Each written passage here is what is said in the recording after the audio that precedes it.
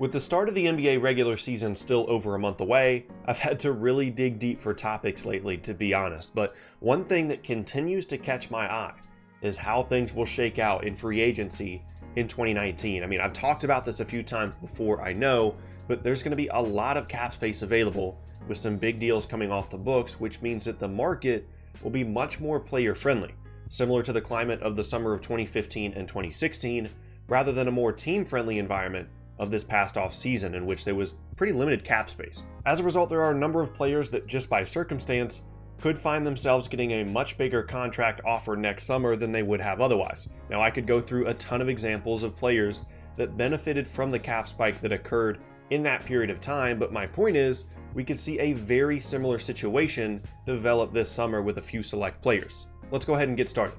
Number 1, Nikola Mirotic.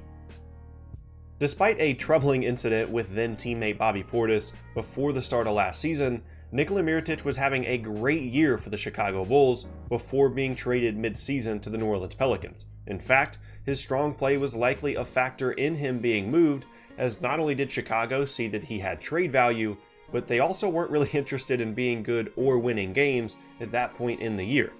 Mirotic didn't have a great 30-game stretch in New Orleans from a statistical standpoint compared to his 25 games in Chicago in the same season, but once the playoffs rolled around, he was one of the biggest reasons that the Pelicans played as well as they did in the postseason. The sample size of just 9 games obviously isn't great, but it did show the kind of value that he could bring to the team when he's at his best. They did bring in Julius Randle and Jahlil Okafor, and that could take up some of those minutes in the front court in their new fast-paced system that they adopted last year after DeMarcus Cousins got hurt, but they'll have his bird rights and be about $8 million under the cap next summer. Now, that number is assuming that Randle accepts his $9 million player option for next year, which, in my opinion, isn't all that likely, so the decision will probably come down to who they would rather commit long-term money to more, Mirotic or Randle.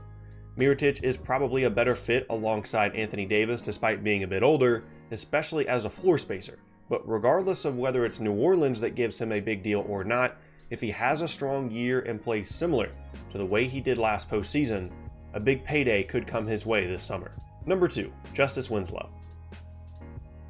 Moving on, we have a guy that had a lot of buzz around him back in the 2015 draft, but hasn't quite panned out as well as many hoped he would to this point in his NBA career, Justise Winslow. He had an okay rookie year, but looked to be a huge part of the team in his second season, but that was cut short due to injury, and he only ended up appearing in 18 games. He did manage to play in over 2/3 of the team's games this past season, and even though he did post his lowest minutes per game average of his entire career, he showed significant strides as a floor spacer, which, should it continue to improve as part of a more rounded game, could result in a big offer sheet as a restricted free agent next summer. To be fair, he still wasn't a high volume guy from the outside, and his percentage still has plenty of room for growth, but when you combine that with his energy on the glass and his defensive versatility, along with still just being 22 years old, I can think of more than a few teams with cap space that would be interested in him on a pretty big contract if things go well next season. He likely wouldn't see a huge change in his role for the Heat next season, as they're bringing back most of the same players from a year ago, and given their cap situation, they might not be inclined to match a big offer anyway. But that likely won't stop a team or two from offering it to a high upside two-way wing with improving accuracy from three-point range. Number 3, Ricky Rubio. Next up is a guy that I actually talked about in Friday's NBA Jeopardy episode, and that's Ricky Rubio. He's always been known as a traditional pass-first point guard without much spacing ability from the outside, but last season in Utah, he played a much different role than he had at any other point in his career.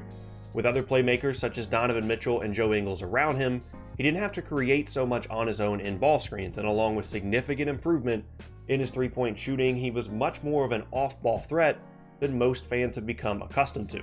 This trend as more of a scoring guard doesn't mean that he isn't still a great passer and playmaker, but does show some on-off ball versatility that could intrigue a number of teams around the league next summer. If he can continue to show improvement in his three-point percentage and volume this season, and the Jazz have the kind of year many are expecting from them as a top 4 seed in the West, then Utah would likely be motivated to bring him back if possible, which could really boost his value in free agency. He's about to turn just 28 years old, so he has a few years left of his prime, and his evolving skill set shows a willingness to adapt to whichever role a team needs him to, something that I certainly wouldn't have said about him just last year, all of which create an intriguing combination that could result in a big contract offer next summer. Number 4, Trey Burke. Alright, before I get started with this entry, I want to say, more than any other spot on this list, when I say that Trey Burke could get a huge contract offer that is relative to his current salary standing in the league. He likely isn't going to be getting an offer worth 8 figures annually, but he very well could get a sizable raise if his play near the end of the season for the Knicks holds up. After signing with New York in January, he went on to post the best numbers of his career since his rookie year in a lot fewer minutes per game. He proved to be a dynamic playmaker, solid shooter, and a pretty efficient all-around scorer. Now that was only over a 36-game sample size, which is why when people kept bringing up his name in the comments section late last season, I told them to calm down a little bit, but I'll admit that he's put himself in a position to do very well for himself next summer if he can have that kind of performance over an entire season. Now that is a pretty big if, but this Knicks team will need a good amount of help making plays on the perimeter, which means that Burke should have plenty of opportunity to show what he can do. He will need to improve defensively and either maintain his efficiency in the mid-range game or adapt and shoot more threes to keep up with the more prolific small guard scorers around the league. But a significant raise isn't out of the question if he shows improvement in those areas. Number 5, D'Angelo Russell.